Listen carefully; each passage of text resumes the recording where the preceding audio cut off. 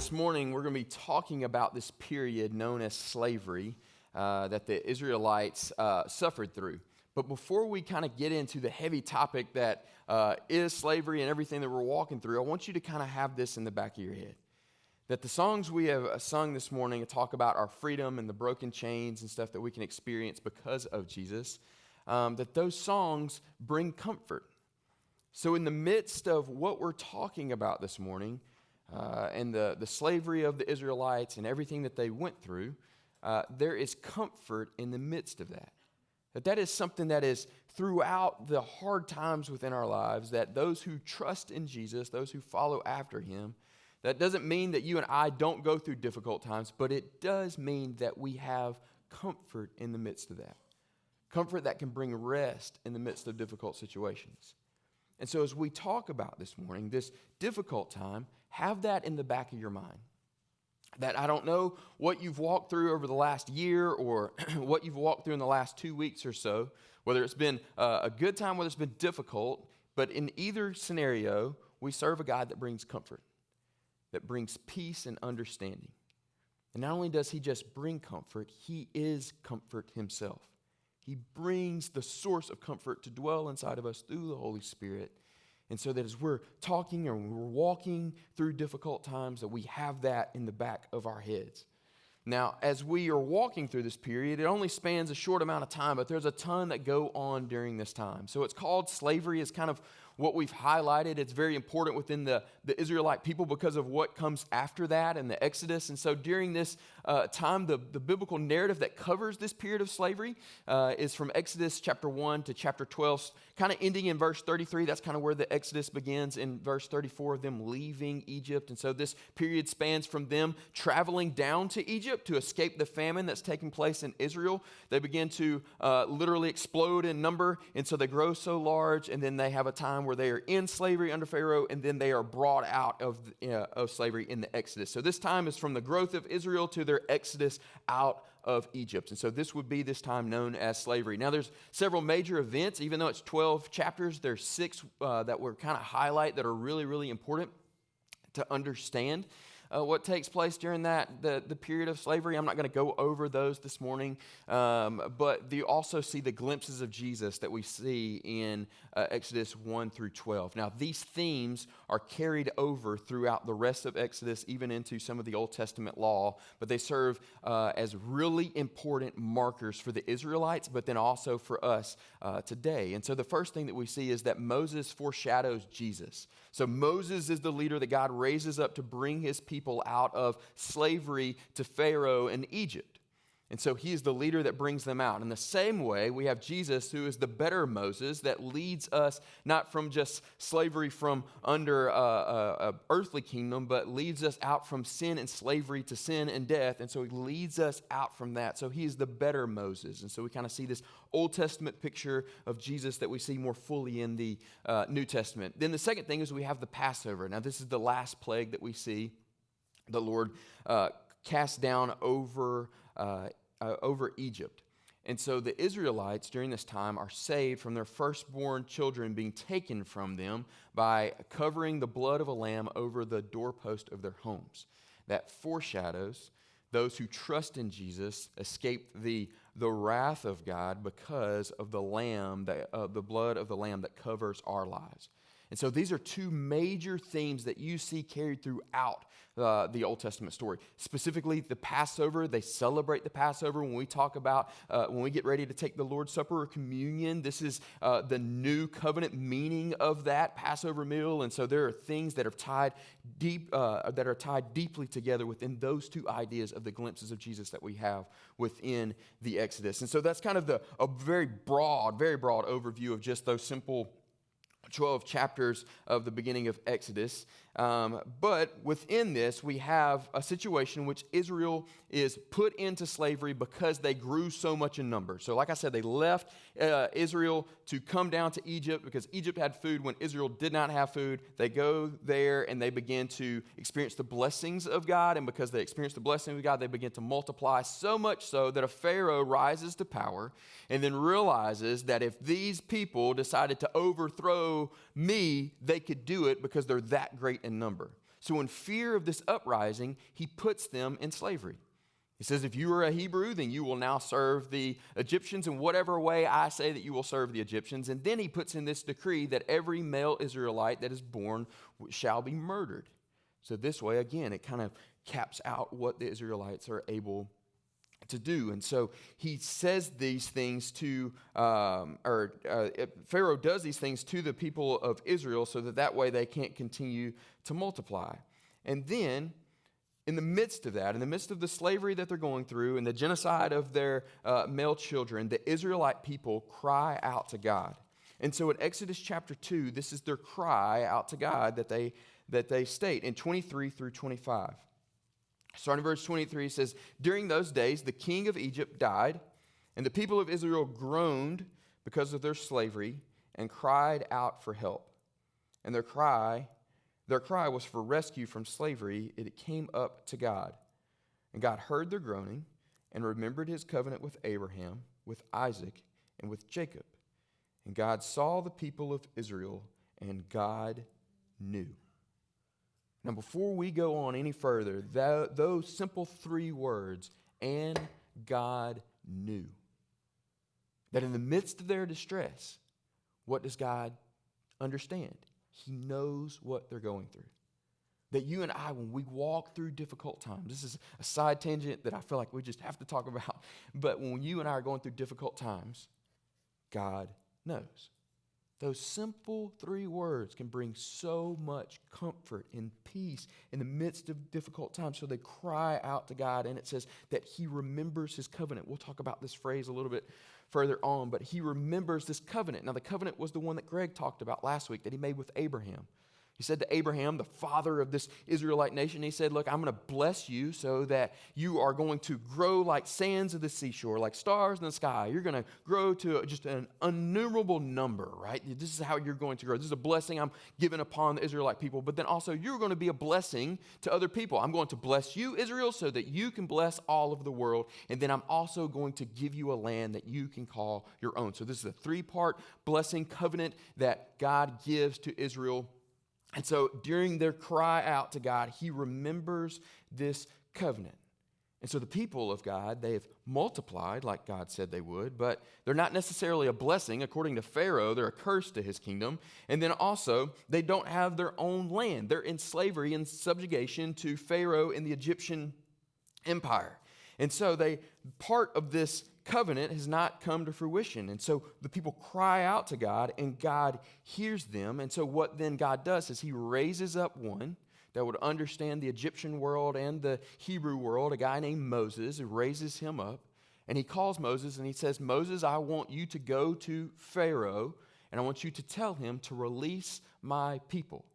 So after some back and forth between Moses and God, where Moses is saying, like, I can't do it. I got a stuttering problem. I can't do that. They know who I am. They know my past. God finally kind of arrests his attention and says, like, no, you are the one that's going to lead my people out of Israel. So he goes to Pharaoh. So the first time he enters into Pharaoh courts to tell him to release God's people, this is Pharaoh's response right after that. So if you look in Exodus chapter 5, Moses comes in to speak to Pharaoh. Exodus chapter 5 and verse 2.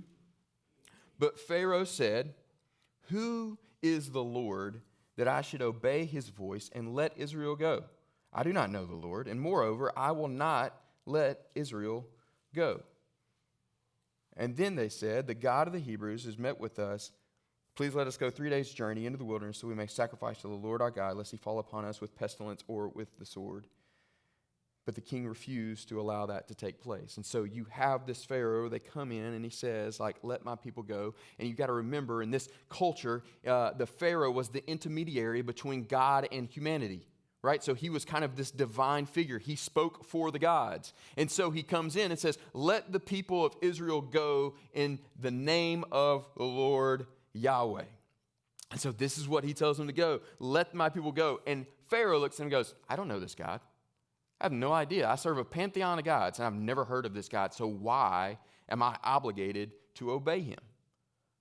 And so he looks at him and says, I don't know this God. I'm not familiar with him. So therefore, I am not going to let your people go. And so instead of making them or releasing them as God requested of him, he tells them, I'm not going to release them, but I'm going to make them work harder. So he doubles up their workload as slaves. So they have to work harder instead of being free. And so this obviously frustrates Moses. Frustrates Moses with Pharaoh. He won't let the people go, but it also upsets him with God. And so in chapter 5, verse 22, we see him engage with God in a very raw way. The thing I love about Moses is like he says the things that we feel like we can't say towards God. There's so many times like we're like, well, like I'm mad at like God for this situation or what I'm going through, but like, can I really say that to him? Like, is that possible? As if, he doesn't actually know our thoughts and our feelings of what we're going through, but we don't say those things. Moses is the guy that like steps forward and goes like, no, this is what I'm feeling. And you can feel the motion and the tension in what he's speaking. And so he prays to God, and this is what he says to God in chapter 5, verse 22. Then Moses turned to the Lord and said, "O Lord, why have you done evil to this people? Why did you ever send me? For since I came to Pharaoh to speak your name, he has done evil to his people, and you have not delivered your people at all." But the Lord said to Moses, "Now you shall see what I will do to Pharaoh. For with a strong hand I will send them out, and with a strong hand he will drive them out of his land." And so in the midst of all of his anger, he's shouting, "This is worse than it was when I first got here." And God says, "Let me tell you what I'm going to do."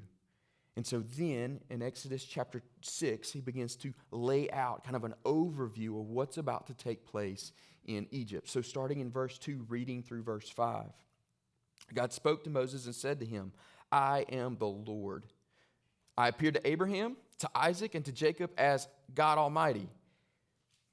But my name, the Lord, I did not make myself known to them. I also established my covenant with them to give them the land of Canaan, the land in which you lived as sojourners. And moreover, I have heard the groanings of the people of Israel, whom the Egyptians hold as slaves, and I have remembered my covenant." So God tells him, "I have not forgotten who you are." And the first thing he does is not respond to every objection that Moses gives, but the first thing he does is he reminds Moses who he is. And the first words he says, "I am the Lord." And so anytime within Scripture, when you see Lord in all caps, as you see in this text, that is the proper name of God. The one he revealed himself to the people of Israel is in the name of Yahweh. And so anytime you see Lord in all caps, this is an indication. This is the proper name of the Lord. This is a particular title that the Israelite people have given to their God. He is Yahweh, right? And so when we see this, we understand that this is God. And so while the Egyptians have all of these gods like Horus and Osiris and all of these other gods, Israel has one God. He is the Lord. He is Yahweh. And so this is the same God that revealed himself to the patriarchs, Abraham, Isaac, Jacob, those guys. He revealed himself to them, but he is also the same God that's revealing himself to the Israelites now in Egypt. Now it says right after this that in verse 3 it says, "I appeared to Abraham, to Isaac, and to Jacob as God Almighty, but my name, the Lord, I did not make myself known to them." Now, we've got to understand something here, because this is a verse that some people will point out and be like, see, the Bible is not true and everything that it speaks to, because actually God did reveal himself as Yahweh to those people beforehand. So what is it saying here? So is this a mistake within the writers of Exodus? Is this a lie? Like, what is going on here? This idea in which he says, "I did not make myself known to them," is this idea is he's about to act in a way to make them understand more fully who he is. So he's about to act in a way that he has never acted before. So he has told Abraham, Isaac, and Jacob, "I am Yahweh," but there is something that he has held back. There is something that he is now about to reveal to the Israelites and to the Egyptians that no one has ever seen before. And so he wants them to understand that I am the God that was to the patriarchs, but I'm about to do something new to you that will change your perspective of who I am. So, for example, I don't know if you have seen... Data 4 here, so I don't know if you've seen the movie Moana. within that, but there is a character in that is played by Dwayne Johnson, who is The Rock. I grew up as The Rock, as a wrestler. I thought that's what he did for a living. Then lo and behold, like, he can act. And then lo and behold, in Moana, he can sing. And so, like, I know who Dwayne Johnson is. I have an understanding of, like, this is who he has been in the past. But when I found out he could sing, it was like, I didn't know that dude could do that. So this big muscular guy doesn't seem so big and muscular anymore for some reason, because he's singing on this Disney princess movie, right? So, like, it changes your perspective. So what God is about to do is they understand who Yahweh is. They've heard that name before, the Israelites, and now that the Egyptians, the pharaohs, have heard this name, they heard that name, but now there's about to be something new, a new perspective that's about to be put on him and who he is. And so he says that he's about to do something unique, although he is still the same God. And so he is the God that established this covenant we talked about last week with Israel, and he is the same God that is remembering his covenant.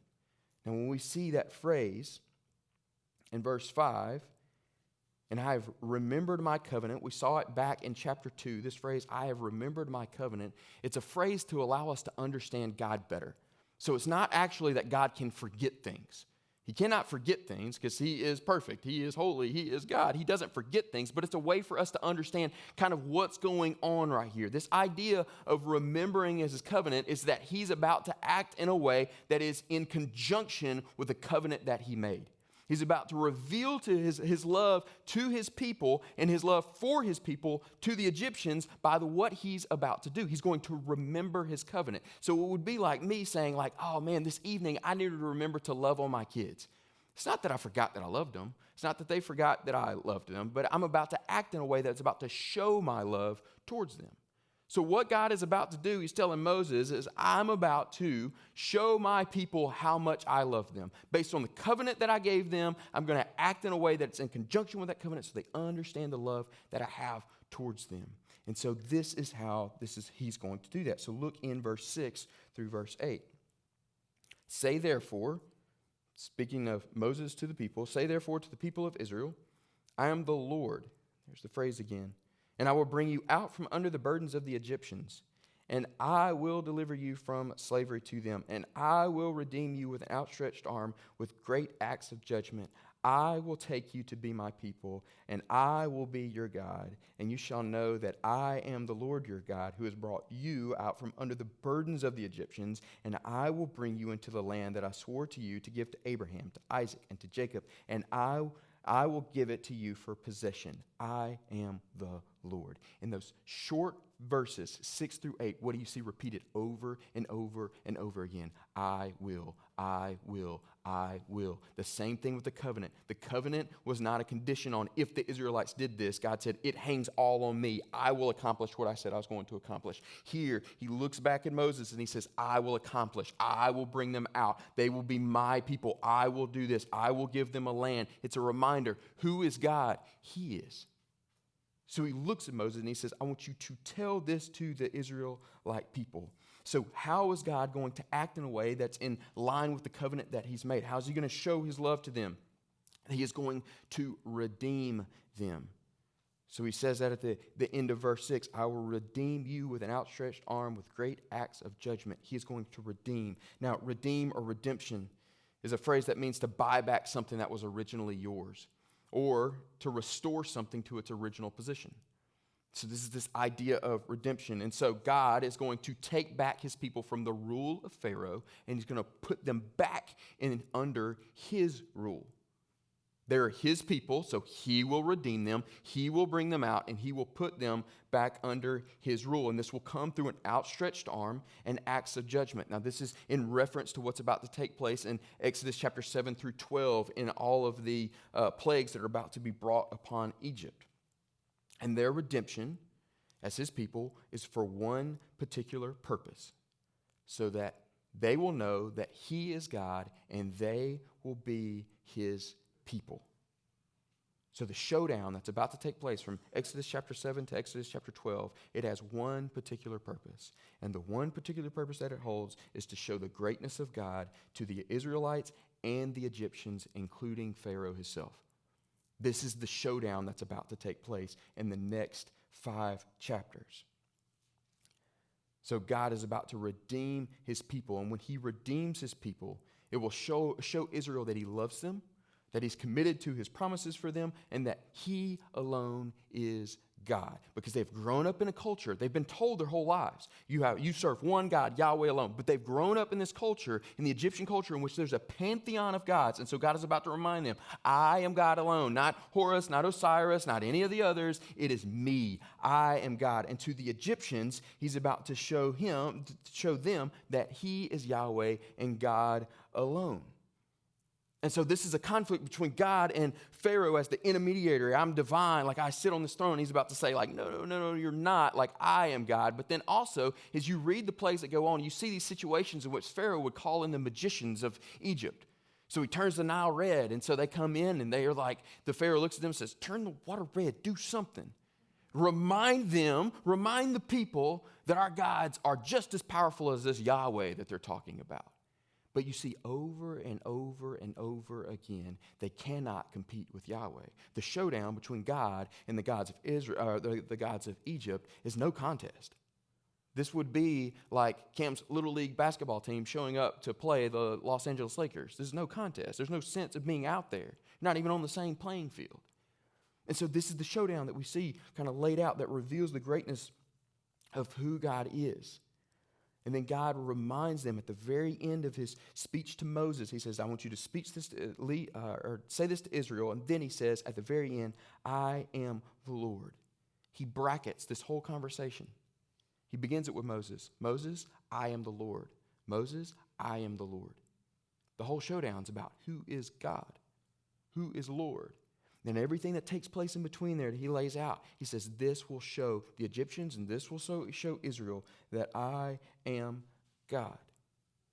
And so what strikes us as we read over this overview of what's about to take place in the next few chapters in Exodus chapter 6, when we read over that, there's a striking parallel between us and the Israelites. See, the Israelites are in slavery. They're in slavery, and the only hope of freedom is from an outside source to come in and deliver them. You and I, we are in slavery. Before Christ, we are in slavery, not to Pharaoh, but we're in slavery to sin, and by extension, Satan, who's the leader of the rebellion against God. And by nature, we are a part of that rebellion. And so before Christ, you and I are held in bondage to sin and to Satan's rule. And we cannot be the people that God created us to be because we are enslaved to sin. And the only chance of freedom that we have in the midst of that slavery is that there has to be an intervention from God. Do you see the parallels between us and the Israelites? They're in slavery. The only way, they cannot be the people that God said, this is who you're going to be. You're going to have a land. You're going to have multiply. You're going to be a blessing to others. The only way they can do that is if they're brought out by the strong hand of God and delivered, right? This is the only way that this can take place. You and I, under the power of sin and the slavery of death over us, we cannot be the people that God created us to be. We cannot love others as we should. We cannot care for one another as we should because we're in slavery to sin and to death. The only way we're brought out is through the intervention of God. And so the same way God delivers his people through redemption, he delivers us through redemption. And so if we think back to that idea of redemption, it means to restore something to its original position. And so the Israelites were his people. They were free. They were going to have this land, but yet then they were in slavery. And so yet God brings them out, redeems them to bring back under his control. It's the same thing that happens with all of humanity, that you and I were intended to live in freedom and being in a relationship with God. However, sin stole that from us. Sin stole us and put us into bondage to sin and to slavery. And so we are enslaved to those things. But God does not leave us in that slavery. He buys us back. So the only way to buy the freedom of someone is to purchase that. So you read this in American slavery. You can read this in Egyptian slavery. You can read this idea of slavery is in order to set someone free, the price for their freedom has to be paid. In order for a free man who becomes a slave to be set free, to be set back into that position, their price has to be paid. So the price for our freedom, as we're enslaved to sin and death, the price for that is death. The only way to be set free is for death to be paid, for justice to be served. It was the only way that we could be set free. So instead of us having to pay the price for our freedom, God sends down his son and he says he will be the substitute for you. And when he goes on the cross, all of my wrath as a holy God towards humanity's sin will be poured out on his shoulders. And then he will die, he will be buried, and he will resurrect from the dead 3 days later, because it is not his sin that put him in the grave. It is our sin. So he rises from the dead because he himself did not sin. And so he rises from the dead, and anyone who trusts in him, now God says, look, the price for your freedom from slavery has now been paid by Jesus. You've been redeemed by the strong hand of God. So here he tells Moses, I'm going to redeem my people with an outstretched arm and acts of judgment. In Egypt, this is done through the plagues. This is how his judgment is poured out on Israel. And for us, our judgment is poured out on Jesus. When Jesus is on the cross and he's suffering and he's about to pass on from this world, he says, it is finished. This is one of the last words that Jesus says. Scholars will tell you this is the idea that when you talk about wrath of something, there was this cup, this metaphorical cup of wrath that you would talk about. And so when Jesus is hanging on the cross and he says, it is finished, what Jesus is telling people around him is, I have taken the cup of wrath that God has towards your sin, and I have drank every bit of it to the last drop. It is finished. And so he poured out his judgment on Egypt, and yet he's poured out his judgment on Christ so that you and I could be righteous in God's eyes. When he looks upon us, he doesn't see us as those who have trusted in Jesus. He doesn't see us as those who have sinned against God, but he sees the righteousness of Jesus. This is how God looks upon us. This is how he has redeemed us. And so now we've been restored to our original owner. And remember, why did God redeem the Israelites? So that he would be their God and they would be his people. Why does God redeem us? So that we can know that he is our God and we are his people. Same reason he redeemed them is the same reason he redeems us. That he has brought us out from under the burden of sin through Jesus, for us to know that he is our God. So we read Old Testament stories, or we read stories in the New Testament, we think, how could anybody question whether Jesus was God? Or how could anybody question whether God was who they should be following after? Like if we were Egyptians, we think, or if we were Israelites living within the time of the Exodus and we saw everything that the Lord did, like how would there ever be a moment in time in which we would be like, nah, I don't really buy into this Yahweh God thing. Like there might be some other ones out there might need to explore those. Like how does that ever enter into your mind when you've witnessed everything that God has done? But yet, for us, how can we, as God's people, ever question whether he is truly God when we look upon the historical fact of Christ's resurrection from the dead? I mean, history will attest to this. If you think logically through everything that Jesus, after he rises from the dead and all the situations that take place after, there is not a doubt in the world that Jesus' body was not in the tomb, that he rose from the dead. That we shouldn't doubt that in the midst of the darkest fears of our lives, or the depths of the deepest and darkest moments of our life, that you and I are called to remember the cross and the resurrection of Jesus. That the Israelites, when they looked upon, they would constantly reflect over the Passover. They would constantly reflect on the crossing of the Red Sea. All of these miracles that God would say, remember these things. In the darkest of times when you don't know where to go, remember these things. For us today, that when we go through these dark times, we look upon the cross, and we look upon the resurrection, and we remember that he is God. That he rose Christ from the dead, that he is no longer in the grave, that he is truly God. One of my favorite things I've learned the last couple of years, there's a guy named Carl Ellis. He's a professor at Reformed Theological Seminary, and I went to a little seminar he did on the gospel and the African-American experience, and he talked about how the gospel can be traced throughout the slave years of American slavery. And so he talked about how they couldn't read, but yet they still had the gospel, and he said, let me show you how. And he began to put phrases up on the screen. And then I'm in a room full that was about 80% African American. And then he begins to state these phrases that come from old African American spirituals. No idea what they were, right? I'm sitting next to this guy who's been a pastor for 40 years within the church. Carl Ellis would make a statement, and then he would finish it, right? And so I'm just sitting there like, what are you guys saying? Like, where is this oral tradition coming from?